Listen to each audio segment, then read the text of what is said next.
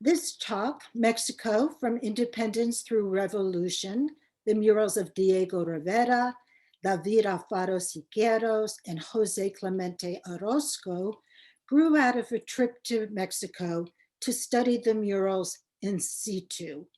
Reproductions in books hardly convey the extraordinary effect they have on the viewer when standing in front of them or often below them. The murals were created with a purpose, a way to construct a national identity and history following 300 years of Spanish occupation, decades of homegrown dictators squashing brief spells of democracy, and 10 years of a blistering, tragic civil war, which ended in 1920. Like Mexico's citizens, I learned by viewing the murals the country's convoluted and tortured history. And tonight, while we look at some incredibly powerful art, we'll learn a little history too. Most of Mexico's heroes and villains, and there are plenty of them, can be found in this extraordinary 15 by 51-foot mural by Diego Rivera, Dream of a Sunday Afternoon in Alameda Park. We'll meet up with several of them during the talk. Next, please. Los Tres Grandes, the three great ones, Diego Rivera, David Alfaro Siqueiros, and José Clemente Orozco, seen in self-portraits. Their combined output spanned 50 years. Each developed a unique style, and their subjects reflected their politics. Rivera's politics, as one Mexican commented to me, were como conviene, however they worked to his advantage. He joined the Communist Party, was expelled by the party, and then wormed his way back in. He harbored Trotsky in a house he and Frida Kahlo, his wife, provided, but oddly, he ended up a Stalinist. Siqueiros, the youngest of the three, was the only one who fought in the revolution. He was a committed Stalinist and participated in the first assassination attempt on Trotsky's life. Orozco never joined a party. Rather, his moral vision registered contempt for all the party lies and broken promises. He didn't like the military or the church very much either. Next, please. Following the revolution of 1910 to 20, Minister of Education Jose Vasconcelos, seen in this statue, understood that murals could effectively foster national cultural renewal. After all, illiterate people during the Renaissance learned the stories of the Bible by going to the church and looking at frescoes and stained glass windows. Vasconcelos hired Rivera, Siqueiros, and Orozco, directing that their murals mirror his own philosophical ideologies and aesthetic vision, which hew to classical European styles. The murals would be painted as frescoes, the first for the National Preparatory School, El Colegio de San Ildefonso. Next, please. Vasconcelos sent Rivera to Italy to study fresco painting. Rivera had been living in Europe, mostly in Paris, since 1907, and despite later claims, at no time participated in the revolution. The style of creation shows its Italian and Byzantine influences, although many of the women's faces, especially in the center of the mural, reflect mestizo and indigenous origins. The mural was praised by many, with the notable exception of Orozco. Incomprehensible, began his critique. Next, please. Yet Orozco's first mural, Maternity, reflects these same influences. That's on the right. Look at the mural to the left and see how much his style changed. in the 3 intervening years. The first painted in 1923, the second in 1926. Next, please. It was Siqueiros who led the shift from the apolitical and metaphysical to an art more overtly didactic, political, and populist, rooted in Mexican nationalism. He rejected the subject like myths and elements for a political statement inherent in burial of a sacrificial worker, which we can see on the far right. As we will learn, all peasants were disposable. Vasconcelos was outraged. He fired them all, but then he reconsidered and rehired them. Ultimately, he just plain old resigned. Next, please. In 1810, Father Miguel Hidalgo, here in this blazing portrait by Orozco, issued the Grito de Dolores. His rallying cry from the town of Dolores proclaimed, Mexicanos, viva Mexico. It was the first step in the country's bid for independence from Spain after nearly 300 years of domination. Note the torch in his right hand and the color of the sky. We will see a lot of fire and red in Orozco's paintings. But first, let's go back to 1519 when Spain conquered Mexico. Next, please. The Spanish conquistadors, led by Hernan Cortés, could not believe the size and the grandeur of the Aztec Empire, which began in 1325. It was a culture based on war, the suppression of conquered tribes, and human sacrifice. Legend has it that it was a vision of an eagle perched on a cactus and devouring a snake that prompted the building of the Aztec great city, Tenochtitlan. Quetzalcoatl was the civilization's ancient deity and mythical cultural hero. His name means feathered serpent, a combo of the magnificent green-plumed Quetzal bird, symbolizing heavens and wind, and the snake, symbolizing the earth and fertility. Rivera was a master of color and composition, packing huge amounts of materials, huge amounts of information in his murals.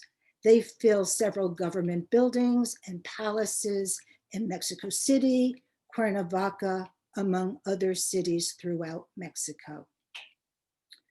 At the upper left, we see Quetzalcoatl as a god in the form of the plumed serpent rising from the mouth of an erupting volcano. At the center, he assumes the form of the morning star, which appears near the sun at sunrise. Just below, he is shown in human form, wearing a crown of green feathers. The conch on his chest is the symbol of the wind god. He holds a curved scepter, symbolizing the constellations, and behind him, we see the pyramids of the sun and the moon. Quetzalcoatl adopted human form in order to share science and culture, skills and knowledge that the gods possessed, but denied to human beings. It's a version of the Prometheus story, one that Orozco explores along with the Quetzalcoatl legend in many of his works. They will be discussed in my second talk, 2 weeks from tonight. According to myth, Quetzalcoatl, betrayed by his enemies, sailed east into the sea on a raft of serpents, and we can see that on the upper right. Many Aztecs believed that he would return in 52 years, and Cortés took advantage of this belief, encouraging people to view him as the return of their hero god. Next, please. In 1519, Cortés arrived in Veracruz, sailing from Cuba. Ensuring that his men would fight, He ordered the burning of his boats, but not before unloading gunpowder, cannons, horses, and dogs. He formed alliances with the subjected tribes who helped him conquer the Aztecs. We see Cortez twice. In the upper left corner, brandishing a sword, you can see his knobby knee. Then you see him again in the center at the bottom of the mural, again, knobby knees. Here he's also humpbacked and deformed, as he was known to be syphilitic. Half hidden behind the guy on the right is Malinche. She was a slave of noble origin who was given to Cortez by the chiefs of the Tabasco and served as his translator.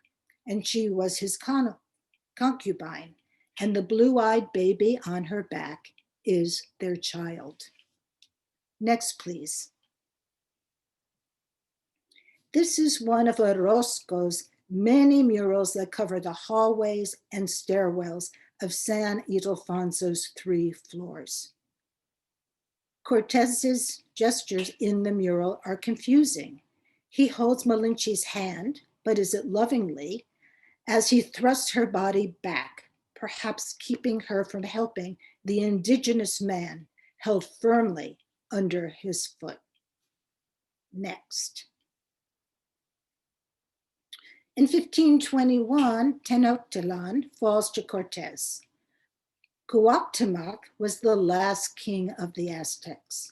Known as Águila que Cae, the eagle that falls, he became a symbol of resistance and dignity to the Mexican people. Here he is tortured to reveal where the Aztecs hid their legendary treasury of gold and jewels. This panel is not a fresco.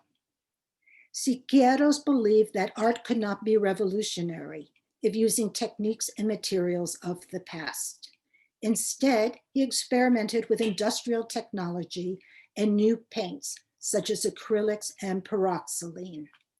Here, we see faceless, armored Spanish soldiers and a snarling dog standing by expressionless, as flames consume the lower limbs of Cuauhtémoc. Half hidden among the 2 soldiers on the right is an indigenous face, Malinche. On the left, the blood-stained woman represents Patria. She throws up her arms in despair. A young girl whose hands have been cut off imitates her gesture. Next. In 1525, Cuauhtémoc is killed. Cortez's horses, seen in a whirlwind of forms, are instrumental to his defeat. Siqueiros shows the fallen eagle reborn in the armor of a Spanish conquistador. For him, the superiority of the Spanish was derived not from divine ordination, but from the sophistication of its armor and weaponry, an interpretation that jibes with his preoccupation with technology and its effect on society. Next. A year earlier, in 1524, the Franciscans arrive. And within a few decades, the church owned half of Mexico's land and wealth. At first, the friars championed indigenous rights, recorded native legends, and established schools. And we can sense that in the mural on the left. But the Spanish landowners opposed these efforts. The peasants were needed as workers. They were dispensable fodder. And it's a much angrier panel on the right. Next. In 1535, Nueva España was formally established, with Spain instituting a policy of pacification and conversions of the native population. Non-believers and Jews were also victims of the Inquisition. On the right, we see the 18-year-old Jewish Mariana Violante de Carvajal, who was humiliated and tortured in 1601. Next, please. Society in Nueva España was rigidly stratified. Those with the highest status were the Guachipinis or the Peninsulares. They were born in Spain. Criollos had Spanish parents, but they were born in Mexico. Although they were educated, wealthy, and aristocratic, their professional ambitions were thwarted and their status limited, which they very much resented. Mestizos were the children of Spaniards who married natives. They were shopkeepers and managed to enter the lower ranks of the church, the army, and civil service. At the bottom were the Indians, indigenous people enslaved and toiling in the sugar fields, as we see on the left, and in the silver mines. And I just love looking at these panels. They are just so beautifully composed, and they're kind of different from a lot of Rivera's work, where he seems to recycle some images over and over again.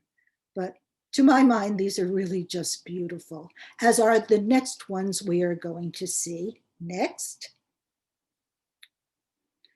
Because silver was discovered in 1546 in the Zacatecas region of northwest Mexico City. On the left, we're going down into the mine. On the right, we're emerging from the mine. And you'll notice how the man at the top is, with his arms in the air, is being patted down, just in case he decided to pocket some silver for himself. Next, please. By the early 1800s, the golden age of Nueva España was long over. Spain as a world power was in serious decline. In 1808, France invaded Spain. The Guachupinis remained loyal to the Spanish king and were now known as royalists. Their lives continued much as before. Criollos, long dissatisfied as second-class citizens, saw Spain's instability as an opportunity to enhance their status. New political ideas were smuggled into Mexico. Tracts by Rousseau, Voltaire, and Thomas Paine advocated the freedoms of speech and religion and the separation of church and state.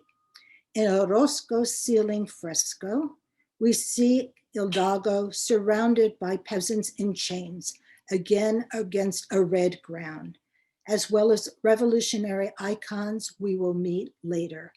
From the left, we see Pancho Villa, Venustiano Carranza, Benito Juárez, and Jose Maria Morelos. Next, please. Hidalgo and three colleagues planned a coup that almost didn't happen.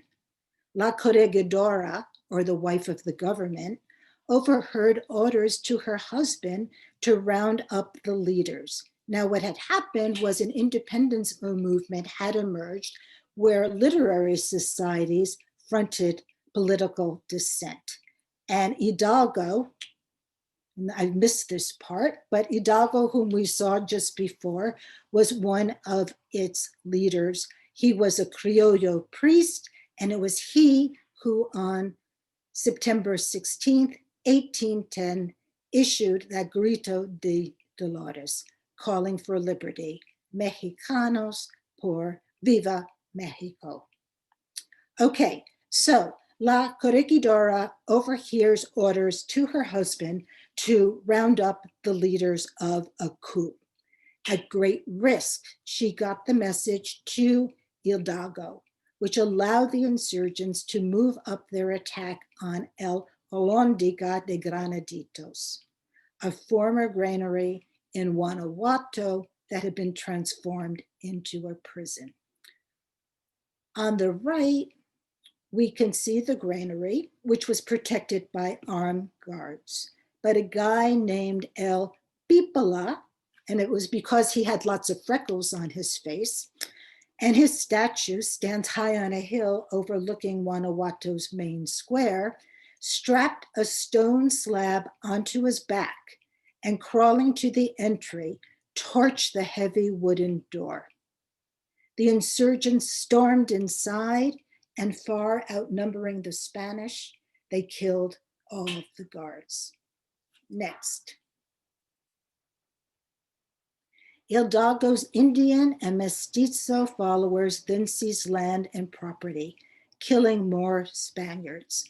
This horrified the Criollos, who, scared, switched their allegiance to the Royalists. Then the Spanish Federal Army arrested Hidalgo and his colleagues, and all four were executed in July 1811.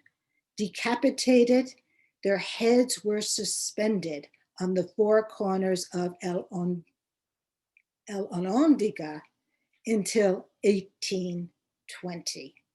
And 1820 will become important in just a moment. Next, please. Jose Morello, a mestizo priest, takes command, as mestizos and Mexicans remained in a state of revolt. He declares the abolition of slavery and advocates racial equality. He was a much better tactician than Hidalgo, and under his leadership, he takes control of almost all of Mexico. But in 1815, he's ultimately defeated and was executed. On the right, we see Vicente Guerrero, who then assumed command. He was not only indigenous, but he was Black. And between 1810 and 1820, he won a total of 491 battles using guerrilla tactics against the Spanish. Meanwhile, during these years, Spain adopted its own liberal reforms. And in 1820, when Hidalgo's head came down off the granary, Spain granted Mexico its independence. Next. Agustin de Iturbide was born a mestizo, but became a royalist general. He infiltrated Guerrero's groups to prevent any real revolution in Mexico. And here is the first of many betrayals we're going to see. Soldiers or politicians turning against colleagues and allies and wresting power. Iturbide declares himself emperor in 1822 and implements policies that favor landowners. 2 years later, he was forced to abdicate and was exiled. Trying to return, he was arrested and put before a firing squad. That year, 1824, a constitution is passed, and Mexico declares itself the United Mexican States. Yet there is no real social change. The government is ineffective. The treasury is bankrupt, and the army and the church are more powerful than ever. Next. 1829 sees the return of Guerrero, who fought with Hidalgo and Morelos. He becomes president and again abolishes slavery, and this would be the third time slavery is abolished, but that led to his downfall. Next. And the rise of Antonio Lopez de Santa Anna. This is truly amazing. Between 1833 and 1855, Santa Anna was elected president or declared himself president 11 times. Altogether, in these 22 years, there were an additional 25 regime changes for a mind-boggling total of 36. Santa Anna abolished the Constitution of 1824, but this led in 1835 to Texas freeing itself from Mexico's rule. In response, Santa Anna led a Mexican counterattack and was victorious at the Alamo. But overconfidence and tactical carelessness led to his crushing defeat soon after the Battle of San Jacinto. By 1848, at the end of the 2-year Mexican-American War, Mexico lost half of its territories, and in 1855, Santa Anna was sent into exile. So we see Santa Anna as a very old man in the middle of Rivera's mural, just below the emperor, Iturbide, long past his political prime, where he's handing over the keys to the northern territories, which are Texas, New Mexico, and Arizona, to the US General Winfield Scott. Next, please.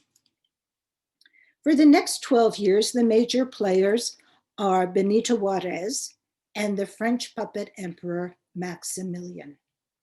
An Indian born in 1806 in Oaxaca, Juárez, at top center, was adopted and educated by a priest. He trained as a lawyer and joined the liberation movement. In 1857, he became president and adopted a new constitution. However, the church threatened to excommunicate anyone cooperating with the government. This led to the Reform Wars, where churches were destroyed and priests were killed. Then, in 1861, France invades Mexico. And in 1863, with the backing of Mexican conservatives and the clergy, Napoleon III makes Maximilian, the Archduke of Austria and the younger brother of the Emperor of Mexico. And here we see him at the bottom of this mural with a red beard and mustache, with his wife Carlotta with the blue bow in her hair standing at his side. Next. Initiating many liberal reforms, Maximilian was a major disappointment to Napoleon, and the clergy withdrew his support. In 1867, Juárez gathers his forces and defeats Maximilian, who is executed. Next. Juárez again becomes president, and La Reforma, or reform laws, are implemented. In Orozco's mural, a mummified Maximilian is carried by his former clergy and military supporters, painted in deep caricature. Soldiers of the independence movement are about to attack. Note again the use of fire and the color red. In 1872, Juárez died peaceably, perhaps the only one, in office, and was succeeded by his vice president, Sebastián Lerdo de Tejada. Sebastián Lerdo de Tejada. Next, please. We are about to enter the Porfiriato. José de la Cruz Porfirio Díaz started out as an officer under Juárez and fought against Maximilian. On May 5th, 1862, he was the winning general at the Battle of Puebla, giving rise to the holiday Cinco de Mayo. He was famous. Streets, babies, waltzes were named after him, but soon he decided to parlay his fame into power. On the left, we see sheet music for a march in honor of Benito Juárez. In the cartoon on the right, we see a hook-nosed priest peeking into the frame, Porfirio Díaz at center and Juárez at right, with the caption, "A presidencia me huele aquí, si no me las das, te como a ti." Here I smell the presidency. If you don't give it to me, I'll eat you. Porfirio Díaz did attempt a coup during Juárez's presidency, but it was foiled. However, in 1876, he successfully wrested control from Tejada. Next. At first, Porfirio Díaz abided by reform laws, which included term limits. But ineligible to run for a second term, he worked behind the scenes and got a second term. Then, for the next 34 years until 1911, he remained in power, more years than any other leader. The Porfiriato was a corrupt and brutal reign. He censored the press, implemented massive land appropriations for the rich, and in the left panel, ignored farmers' requests for help. Workers existed under slave conditions, which continued until the revolution. In the right panel, we see the company's store, Tienda de Raya. Raya means line, as in line of credit. Purchases were charged against it, eating up earnings. Workers in arrears were whipped, and worse. Next, please. Siqueiros' magnificent mural series, From the Porfiriato to the Revolution, covers 4,500 square feet of wall and fills 2 huge rooms in Chapultepec Castle, now a history museum. Here we see Porfirio Díaz stomping on Mexico's constitution, while he and his rich cronies ogle dancing women, whose morals are no doubt loose. To be fair, he did modernize the country with railroads, industry, telephones, and telegraphs, but the cost to the people was steep. The Porfiriato was characterized by oppression and abuse. Moreover, he sold out the country, giving foreign investors rights to oil, mining, and the railroads. Next. Jose Guadalupe Posada was a master engraver and political cartoonist whose satirical calaveras, or skulls, captured the horrors of the revolution.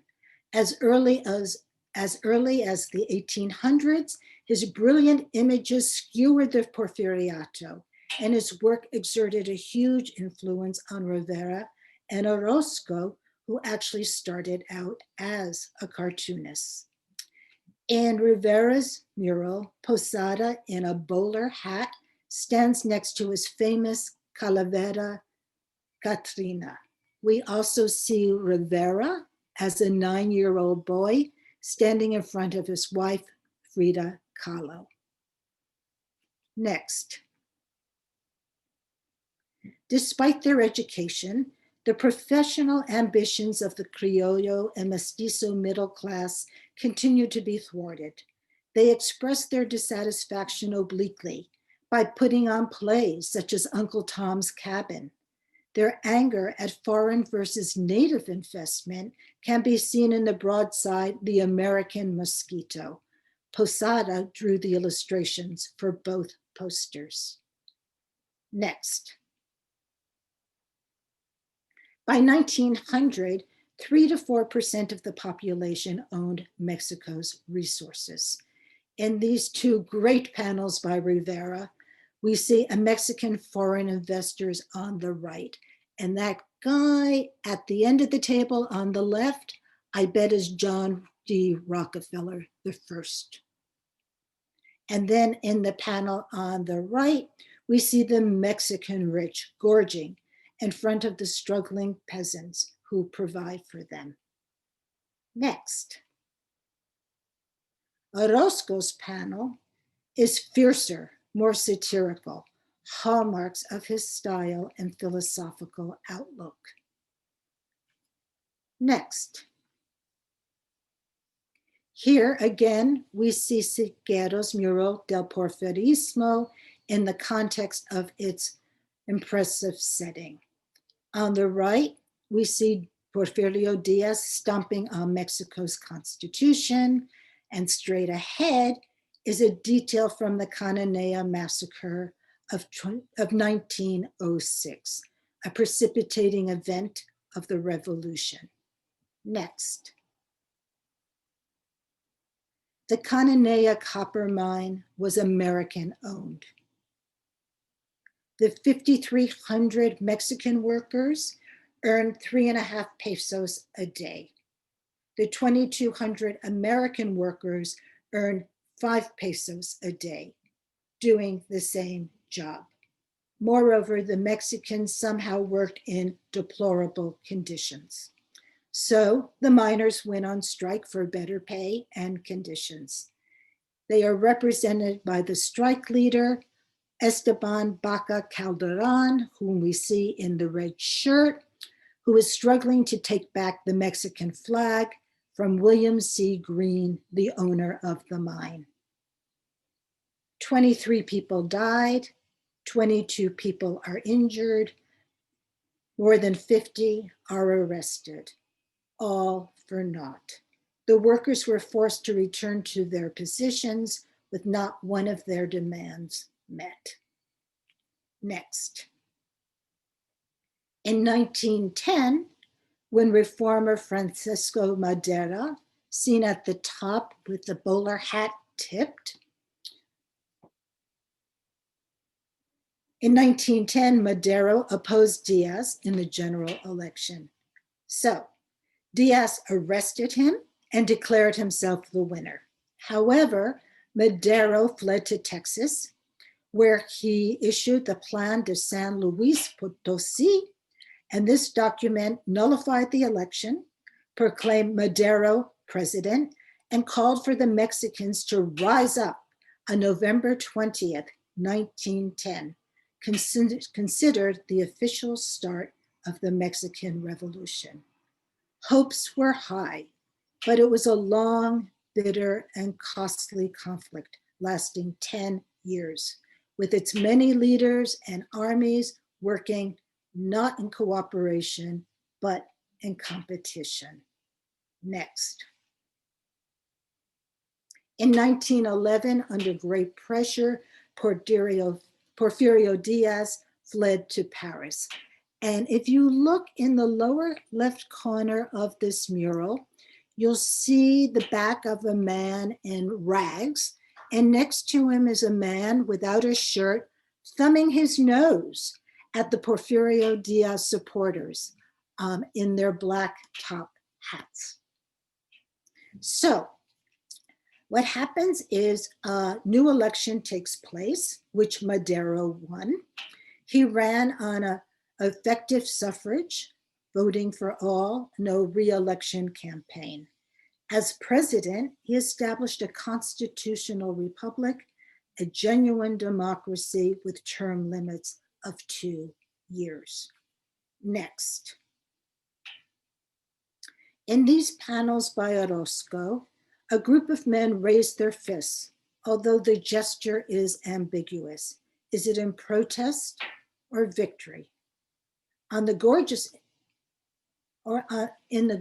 panel on the right, 2 figures stand amid collapse and collapsing classical architecture, representing the demise of the Porfiriato. You can sense a blend of nostalgia and optimism. Next. Alas, Madero was a huge disappointment. His government continued ties to US businesses, and he failed to improve the conditions of the peasantry. Support from Pancho Villa, whom we see on the left, basically a bandit operating in the north, and Emiliano Zapata was short-lived. Zapata, whom we see on the right, was the one true revolutionary, calling for massive land distribution, which Madero ignored. Zapata's battle cry was Tierra y Libertad, land and liberty, and he insisted it is better to die on your feet than to live on your knees. Next. These cartoons express the profound failure of Madero as a revolutionary leader. He was not the true reformer that people hoped for. On the left, The caption reads, "How we hope to see him." And then this pathetic guy is how we actually see him. On the right is a cartoon by Orozco, published a full decade before he painted his first mural. He pulls no punches, whoever these new sycophants are. It was published in a satirical newspaper called El Ahuizote, and an ahuizote is a water dog, but its root huis is part of the word huistli, a kind of thorny cactus, and it certainly punctured a lot of pretensions. And I do apologize to anybody for this very bad pronunciation. Next. General Victoriano Huerta originally supported Madero, but when Huerta called for the arrest and execution of Pancho Villa for having refused some orders, Madero commuted the sentence and freed him. Feeling betrayed, Huerta orchestrated a coup, a 10-day siege known as La Decena Tragica. Active help from the US later led to a Mexican law forbidding involvement of foreign nationals in its politics. Huerta proclaimed himself president, and Madero was killed in suspicious circumstances, along with his vice president, Pino Suarez. The United States initially recognized Huerta's government. However, in 1914, the newly elected Woodrow Wilson withdrew US support and began supplying arms to Huerta's opponents. Later that year, Huerta fled. Next. The years 1914 to 17 saw the most bitter fighting of the revolution. Provisional governments were established throughout the country. Diverse groups formed alliances, which soon splintered. Each army forced conscription and issued its own money, causing endless problems. The Aguas Calientes Convention of 1914 was intended to settle the differences among the Big Four, the revolutionaries who played major roles in overthrowing Huerta.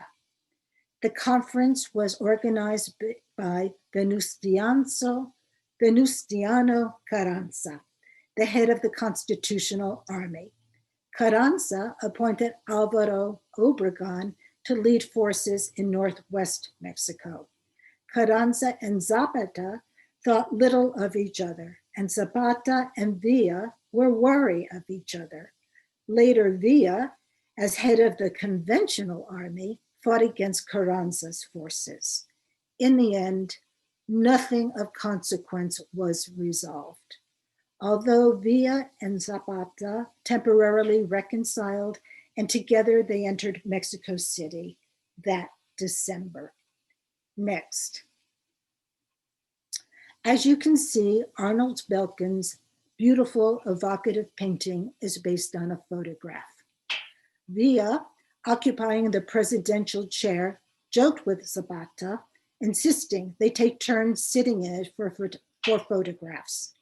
Zapata, on Villa's left, replied, I didn't fight for that. We should burn that chair to end all ambition. In 1915, Obregón defeats Villa in several battles. Although Zapata takes control of Mexico City, more and more his men desert his army after each victory. Next. Also in 1915, Carranza proclaims himself president and sets up a constitutional congress, after which he's officially elected president. In the mural, the eagle protects his party, the Constitutionalists. His raised hand both holds the pen that authorizes the Constitution, but also symbolizes his absolute power.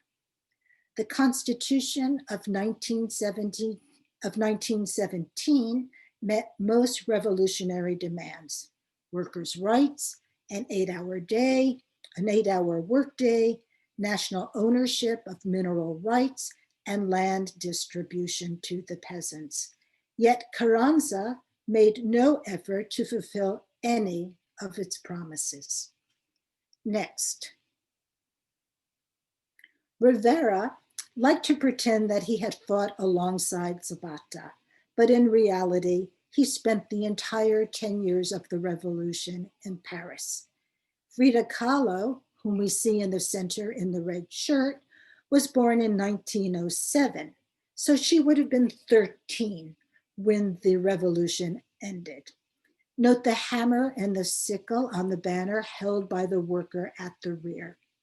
This mural was finished a year before the Mexican Communist Party expelled Rivera for his suspected Trotsky sympathies. Siqueiros, however, did fight, joining with Carranza's forces in 1914 at the age of 18. Orozco was exempt from fighting. A childhood accident involving fireworks resulted in the loss of his left hand. Warfare horrified him. He said, "I don't trust or glorify revolution since I've witnessed too much butchery." Next.